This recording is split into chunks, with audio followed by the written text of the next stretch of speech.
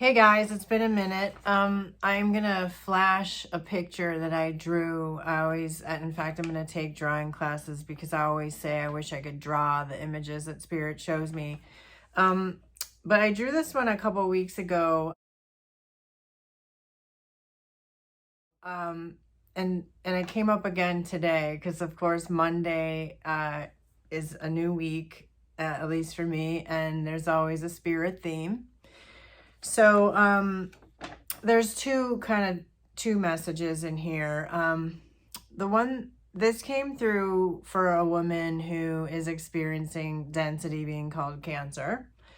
And as you know, first in the etheric and now in the physical. And so she was having a lot of pain in her tailbone and in that area, whatever. And so when I was shown a lot of times, like, the tailbone for me looks kind of like a little spearhead or something, but it's like for everybody it's different, but it looks crusty, like orange sort of, crusty density or whatever that creates inflammation and pain and all this other stuff.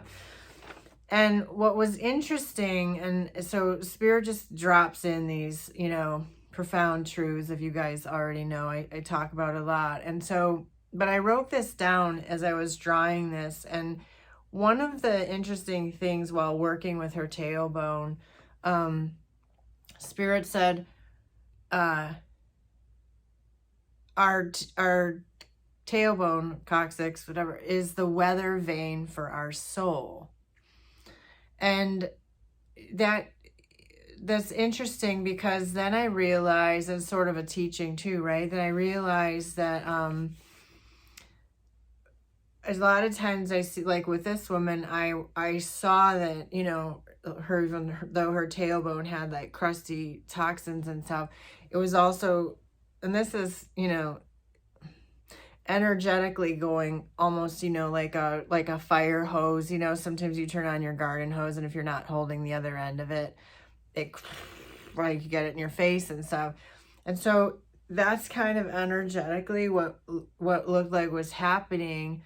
And so they said, and so that was creating like, it obviously, I mean, this might seem like a big duh, but it was probably more profound than this because it's been a couple weeks. But that for her anyway, and then some other people, it made her really not feel like part of, like, belongingness here and groundedness and like planted here, which creates like a survival mode, reaction. And then everybody does it differently, but we're not talking about that right now. But so I thought that was so interesting because ever since then, I've had a lot of people who have similar, back pain or other things, pain in those areas, whatever, where there's the crust and the toxins on the tailbone. And also when there's the crusty toxins on the tailbone, it seems like, almost an inability to ground into the earth, right? So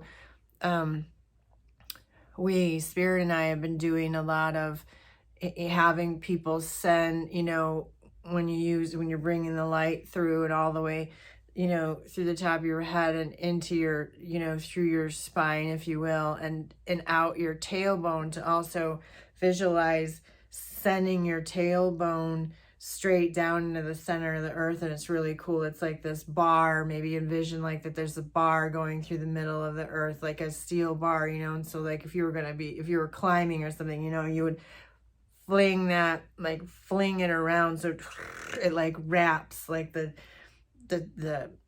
connection from you to the center of the earth is like your tailbone's like wraps around the bar, right?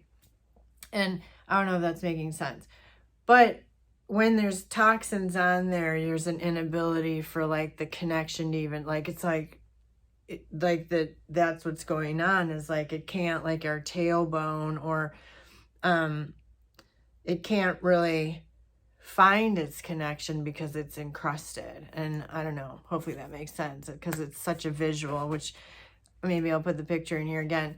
And then also, so then the second piece of that, that you'll see in the picture, so in the picture it shows, because I'm such a horrible drawer, that like a stick person representing her, and you'll see the tailbone coming down, or what's supposed to look like a tailbone coming down, and there's like crust on it, but it has like, it's almost like pain vibrations coming off of it.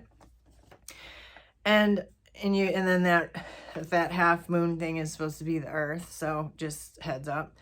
And then as she was speaking, a spirit was asking her about what do you want to do, you know, and I think like in the future, like bottom lining it. And she was saying, well, when I feel better, I'm going to do this. And when she said when she said the word when, the vibration, which speaks far more powerfully, as you guys know, than our spoken word, when she said when went into this box, for me, they put it in a box, and the box kind of went off to her left, like out here.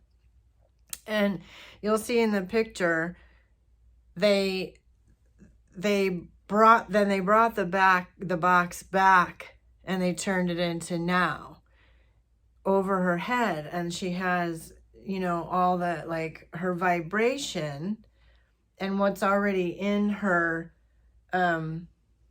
space, in her field, you know, her quantum field and her etheric body, all these things, like what's already in her space is the now.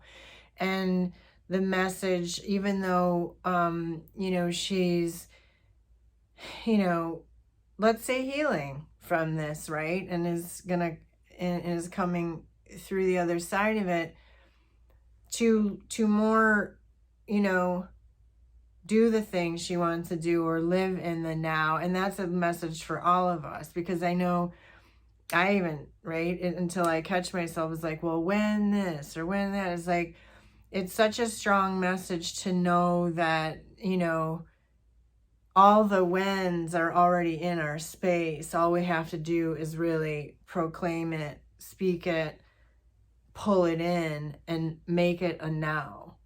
Because what are we waiting for?